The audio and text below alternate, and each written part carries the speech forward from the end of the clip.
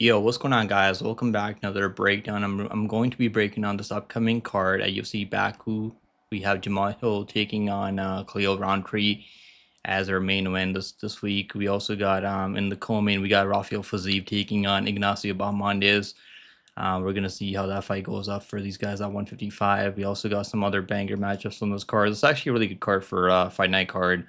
I'm so happy we're not going back to the Apex. We haven't been to the Apex in a couple of weeks now, so I'm really happy about that. Before we get into you guys, make sure you guys like the video, subscribe, and also if you guys want to become a member, you can. That's the way you can support the channel, and you can also get some live stream perks for the live streams. And also, if you guys want to see my official bets, they're all just linked down below in the description. You guys can check it out. We're coming off 3 winning wins in a row now. And also join Discord. We have a really good Discord community. And make sure you guys check that out also. And let's break down this card now. Let's get into it, guys. I couldn't get my breakdown done earlier in the week, but we're gonna get it done now on Wednesday. Obviously, we got Jamal Hill taking on Khalil Rountree. Now that I hope Pereira comes back, man, because light heavyweight ain't really that exciting anymore like it was when Pereira was the champion. So I really hope Pereira comes back soon, because we need Pereira. We need someone like Alex Pereira and in the top five to have some really good, exciting matchups. But Pereira's already won and over both of these guys. Jamal Hill, he's on a 2-5 losing streak right now. Clear Rountree. He was up 3 rounds against Alex Pereira. In the 3-round fight, he could have won that fight over Pereira if that wasn't a championship fight, and he was looking really good in that fight. And Jamal Hill, he's kind of like he lost to Prohajka, which isn't bad honestly, but he lost to Alex Pereira. He got KO'd with one shot by Pereira with that left hook from Pereira, which is absolutely probably one of the most lethal left hooks out there in the UFC or MMA overall in general. But Clear Roundtree, I think is sharp. He's got sharp Muay Thai, and since training over there at Tiger Muay Thai, he's definitely found his rhythm a lot more. He seems really comfortable, and this is probably going to be a striking only match. But I don't see Jamal Hill going out there shooting takedowns in Clear Roundtree. I don't see him grappling Clear Roundtree, and I feel like Khalil's gonna be landing better kicks from the outside. This is 5 rounds, by the way, so it's like I think Khalil could be up 3 rounds, and I could see Jamal Hill taking over maybe in the later rounds. That's my only concern.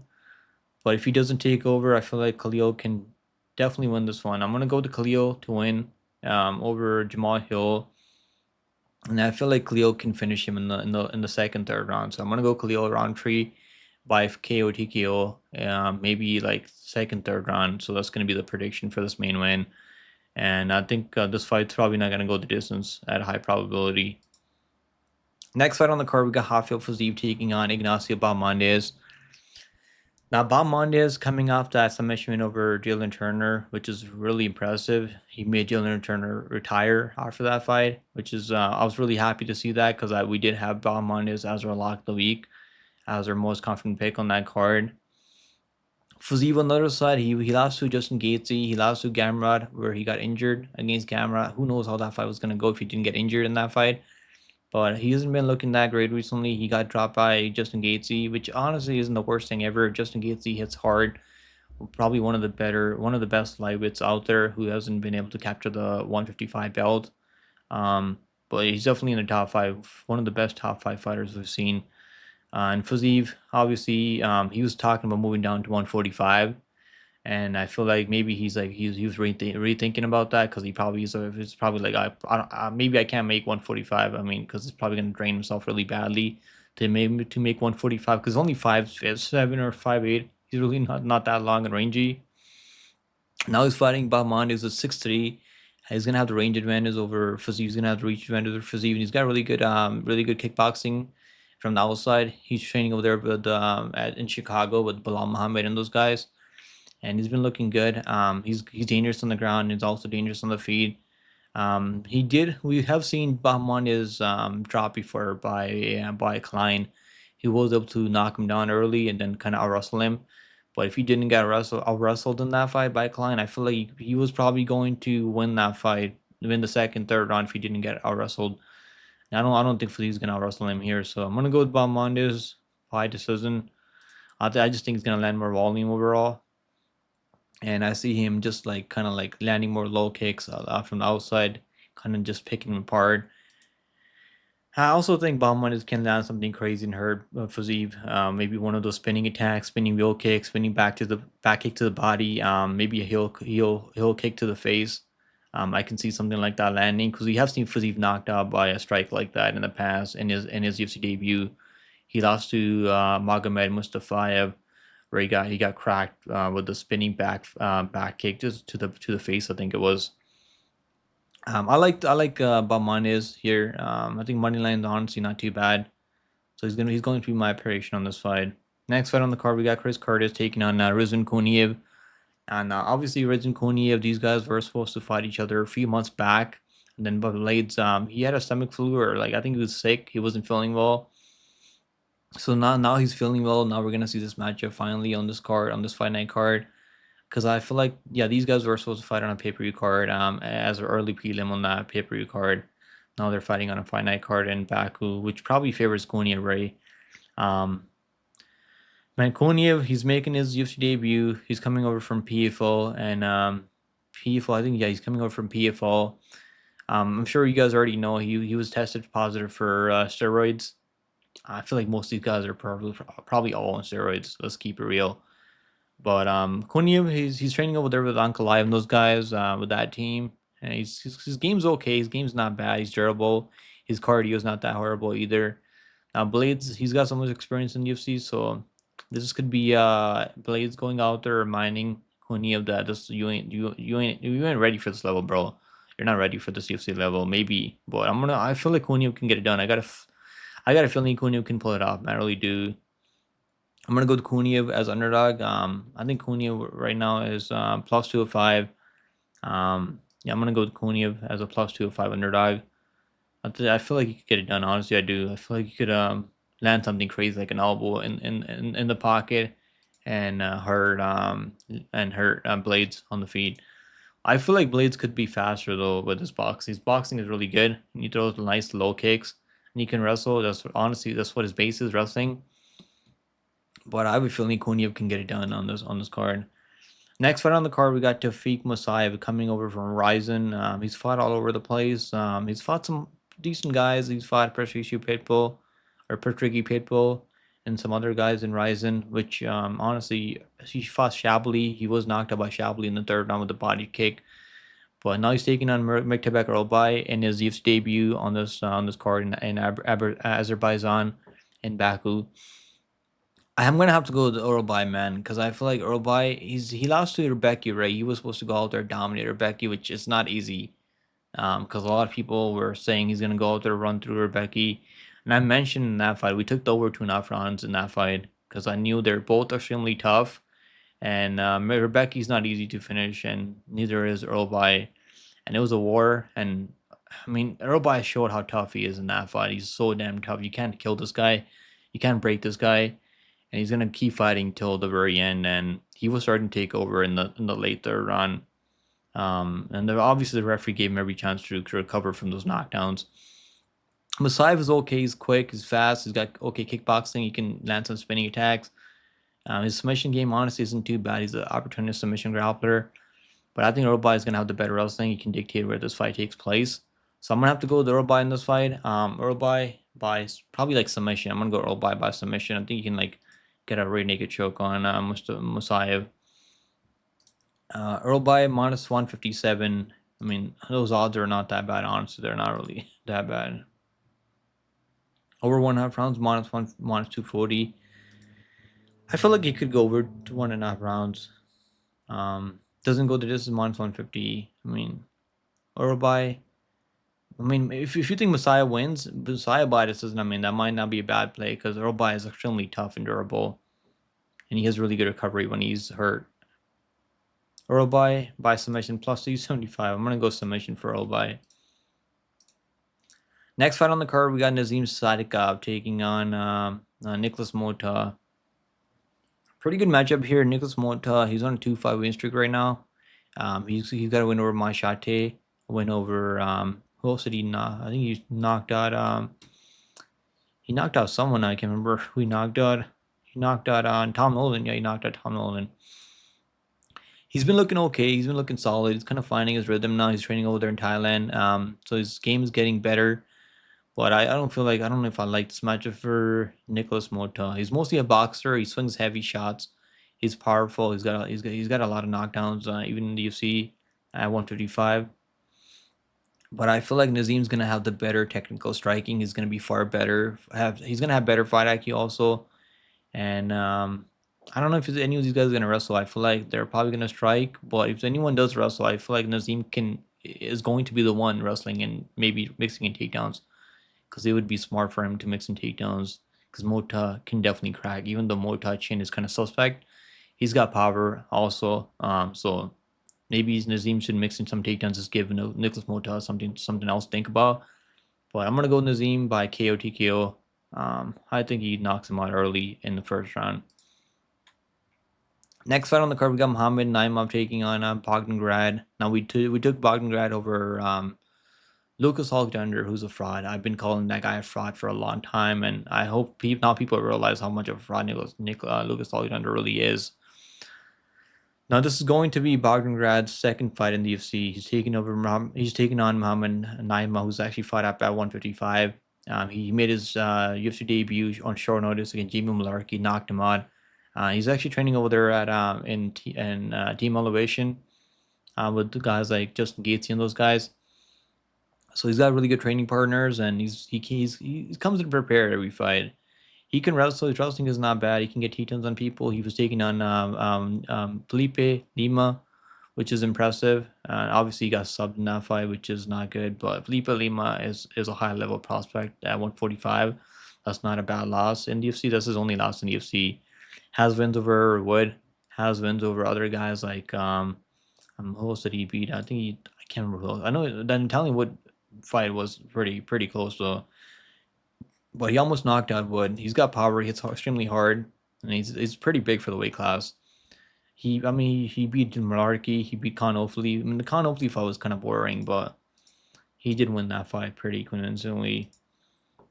Now Grad, man, he's tough though. Like I feel like he's gonna need takedowns though, because the striking defense is so bad, and that's one thing that scares me. If you're betting Grad as an underdog, you better hope that he can take those shots from Naimov and do more, because he might do more in this fight, might be able to land the more output.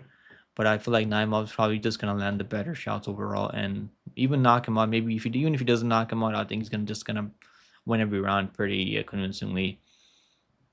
Naimov coming in at minus 270. I mean, that line is kind of wide for me, but I think he wins. Next fight on the card, we got Syguła taking on Syguła. I mean, I'm trying to get that name right, but it's so damn hard. He's taking on Open Elliott. Now, Open Elliott was supposed to fight Ramiz Brahimaj on that UFC Fight Night card, and they had to change the matchups because Open Elliott, he couldn't get a visa. I feel like, or I think it was a visa issue for Open Elliott. He couldn't get a visa there, so they had to reschedule him for another fight. Nice fighting Cole here. Cole's coming off Contender Series, and he beat that guy Calvin Khan, who only had like cardio for like a minute, and he completely gassed out after like a minute, and he still couldn't finish him. That's just not good. But he wasn't supposed to win that fight. He's like a pretty big underdog there, and he managed to win that fight. He's a good kickboxer. He's slick. He's fast. But I don't think his game's like that crazy. I don't think it's something that Open Elliott hasn't seen before. Open should be able to wrestle him if he needs to. He should be able to outstrike him, and I think he can knock him out. I'm gonna go Open Elliott by KO TKO. I honestly think he knocks him out. Open Elliott minus 455. I mean, that line is crazy, but over 2.5 rounds minus 145. I think it goes under. I think it goes. Fight doesn't go the distance. Something like that. Fight doesn't go the distance. Minus 105. I feel like we're gonna see a lot of finishes on this fight night card. Next fight on the card, we got Ismail Naurdiev taking on Jin Young Park. Good matchup here. Jin Young Park is pretty good. He's outside the top 15, and he can beat guys like these, like Naurdiev. Naurdiev is okay. He's coming off that decision win over Bruno Silva. He should be finishing guys like Bruno Silva at this point, man. Like, what are you doing going just with Bruno Silva at this point? You should be able to finish him, because Bruno Silva is beyond washed at this point. Like, you should not be taking him the distance in 2025. But that was his UFC debut, and he was able to go out there and get it done, 30-27, which I guess I gotta give him some credit for that. But I really want to see a finish there by Naurdiev. He's one of these guys that can do just enough if you let the fight slip away, and I don't think Jun Park can just let the fight slip away like that. Jun Park, his striking is serviceable. It's not really his strong suit. His grappling is okay. He's an opportunist submission grappler, and I do like his forward pressure. I do like his striking, and I feel like he's gonna win this one. I do see him winning this one. I don't think he should be losing to Naurdiev. In a striking only matchup, I favor Jun Park. I think he's gonna break him with those jabs. The way he pumps the jab out there is really nice to see, and I think he's gonna jab his face off. And he's gonna have the forward pressure. And he should have a good card. He's got UFC experience now over Naurdiev. Naurdiev's only got one fight in the UFC, or like I think he was in the UFC before. This is the second stint in the UFC now, because I remember he lost to Brady and they cut him. Yeah, they cut him off for he lost to Sean Brady, which is not bad. And he lost another. I think he went like 1-2 or something like that, or maybe 2-2. And now they brought him back. I think maybe they brought him back on short notice, or maybe I think they just signed him to fight Bruno Silva there, which they kind of gave him that free win over Silva. I don't see him submitting. Turtle. I think Turtle is gonna win by. I'm gonna say decision for Jun Park.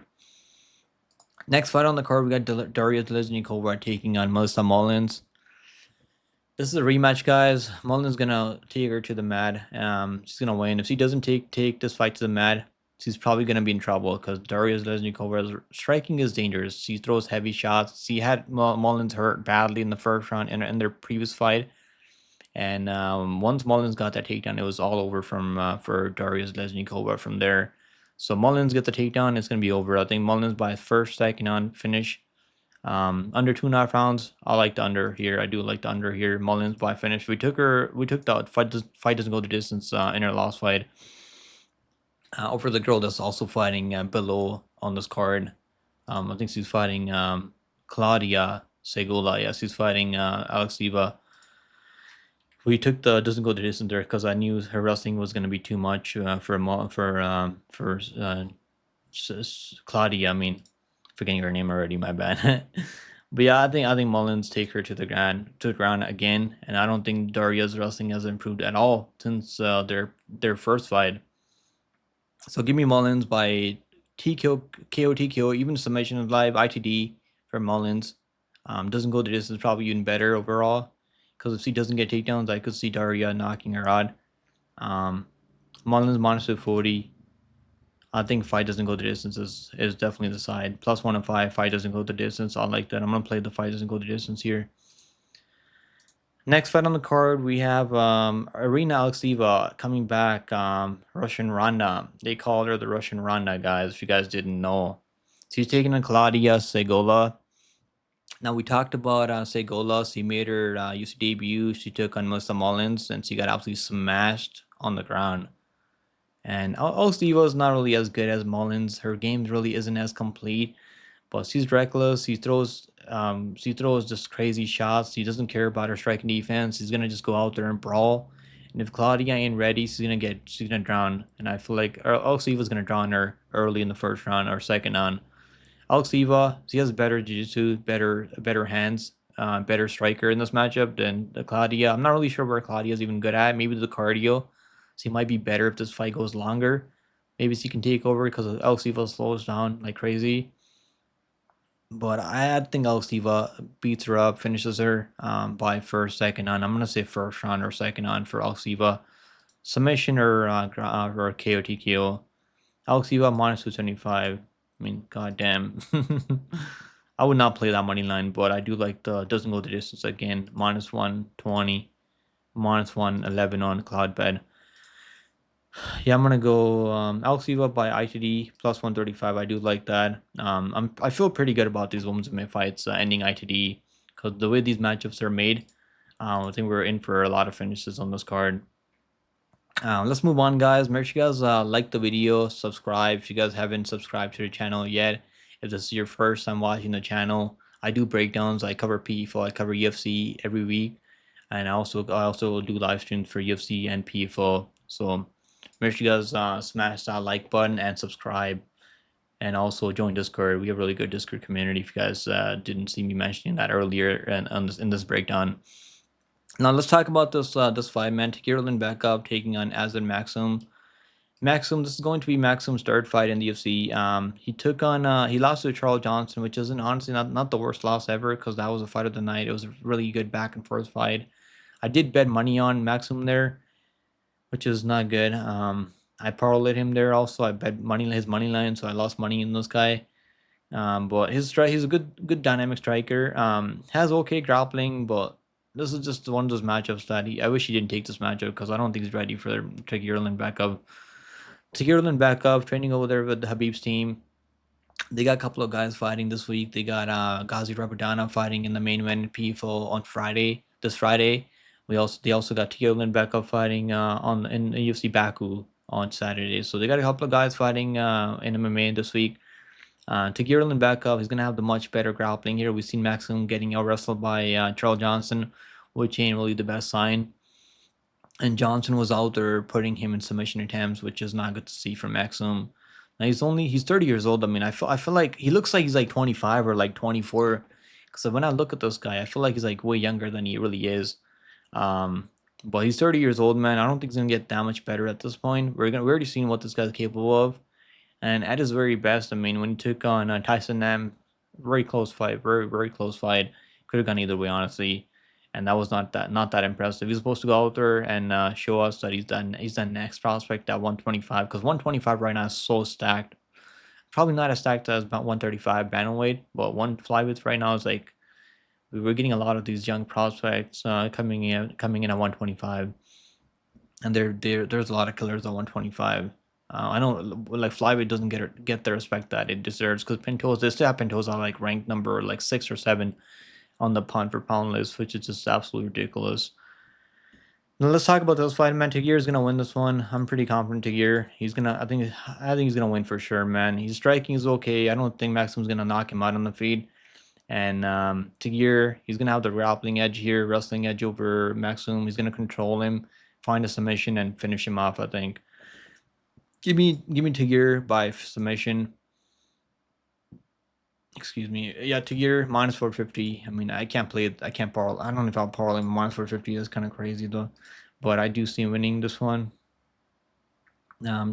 Fight doesn't go the distance, plus 160.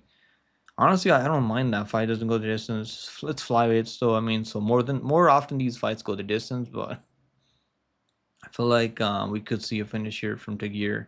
Takir by this is minus 120. I'm gonna go finish. I'm gonna go ITD for Takir. Takir submission plus 240. I think plus 270 in cloud bed, plus 300 out there too. ITD, I think ITD is probably even better. Or doesn't go the distance, plus 180. I mean, doesn't go the distance, plus 160. I mean, that's better than ITD for Takir. Yeah, I'm gonna go with the finish for Takir back up submission, second on submission for Takir. All right, let's move on. Next fight on the card, we have Hamdi Abdelwahab taking on Muhammad Usman. Now, Kamaru Usman's brother was able to go out there and get it done as an underdog over Joaquin Buckley. He was able to go out there and put a wrestling clinic on Joaquin Buckley, which I really didn't expect. I mean, shame on me, right? I didn't expect Buckley to have no takedown defense at all. Hamdi, I mean, I've never been impressed by Hamdi, man. I keep picking against this guy and he keeps winning. Like, I don't know he keeps winning by a split decision every time.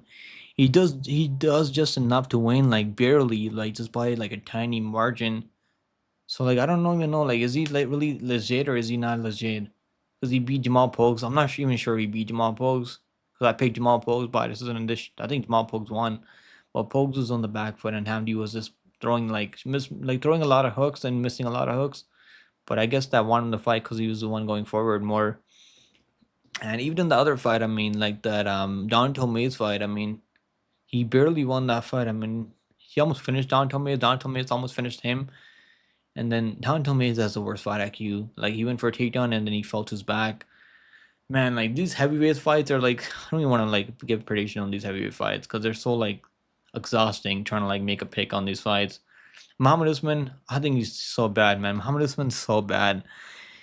He only relies on that power. Like all he has is that knockout power. I don't think his striking is good at all. I don't think wrestling is good at all.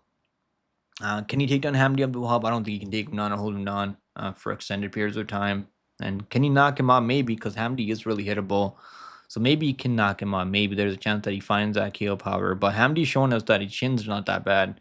He can take big shots from people, like big guys like Don told me he's like 6'6". I'm going to go Hamdi. I'm going to have to pick this guy, man. I hope I don't regret it, because I've been trying to fade him forever, and he managed to keep winning. But I'm going to go with Hamdi Abdelwahab by decision. I hope he finishes him. I really do. I really hope he finishes him. But I don't know if he will. Let's put the picks in now, guys. Let's put the picks in.